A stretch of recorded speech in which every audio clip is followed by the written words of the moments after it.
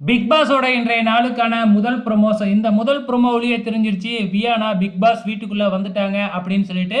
So இந்த வாரம் வந்து பார்த்தீங்கன்னா பணப்பெட்டி வைப்பாங்க இல்லையா. ஆனால் போன சீசன்லேயே ரொம்ப வித்தியாசமாக கொடுத்தாங்க.